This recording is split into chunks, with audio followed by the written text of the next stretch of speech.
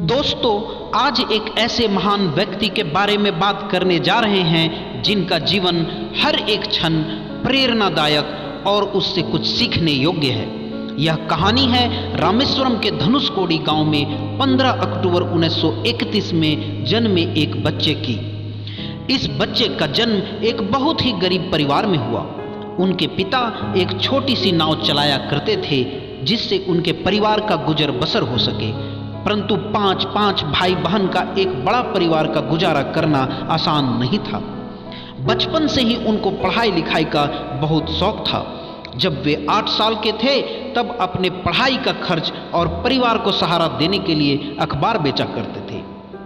अब तक आप समझ चुके होंगे कि मैं किसकी बात कर रहा हूं। जी हाँ, यह कहानी है भारत के पूर्व राष्ट्रपति डॉक्टर APJ अब्दुल कलाम की।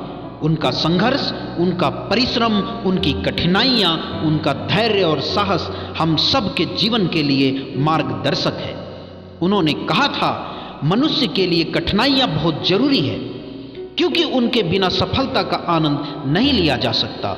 उनके इस कथन से हम सबको ये सीखने की जरूरत है कि कठिनाइयाँ, बाधाओं और अड़चनों के बाद भी हमें निरंतर अपने लक्ष्य को प्राप्त करने के लिए प्रयास करते रहना चाहिए।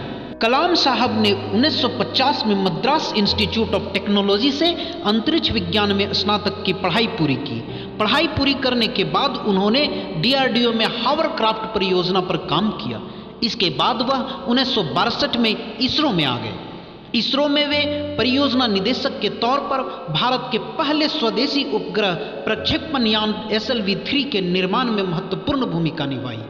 इस यान से भारत ने रोहिणी उपग्रह सफलतापूर्वक अंतरिक्ष में भेजा। इस मिसाइल को बनाने में उन्होंने कड़ी मेहनत की, जिस वजह से उन्हें मिसाइल मैन कहा गया। इसके बाद कलाम साहब ने देश को कई सारे मिसाइलें दिए। उनका कहना था, यह मत सोचो कि मुझसे नहीं हो पाएगा, बल्कि यह सोचो कि मेरे अलावा कौन कर पाएगा। 1962 में वे रक्षा मंत्रालय में वैज्ञानिक सलाहकार बने। कलाम साहब के नेतृत्व में भारत ने 1998 में पोखरण में अपना दूसरा सफल परमाणु परीक्षण किया और इससे पूरी दुनिया को महाशक्ति बनने का एहसास दिलाया। इस मिशन में कलाम साहब ने अभूतपूर्व योगदान दिया। कलाम साहब कहते थे, सपने वो नहीं जो आप नींद में देखते हैं, सपने वो हैं जो आपको नींद ही ना आने दें। कलाम साहब 18 जुलाई 2002 को देश के 11वें राष्ट्रपति बने, परंतु उनके स्वभाव में कोई बदलाव नहीं आया और उन्हें जनता के राष्ट्रपति की उपाधि मिली। राष्ट्रपति भवन के दरवाजे जनता के लिए खोल दिए। उनके साथ कोई आम इंसान या किसान खाना खा रहे होते तो कभी पुलिस वालों से वे बात कर रहे होते।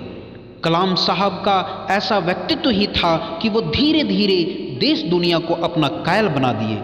लोग उनकी हर बात को बहुत ही ध्यान से सुनने लगे, उनको अपना मार्गदर्शक मानने लगे। युवाओं में वो प्रेरणादायक बनकर उभरे। कलाम साहब ने 27 जुलाई 2015 की शाम इस दुनिया को अलविदा कह गए।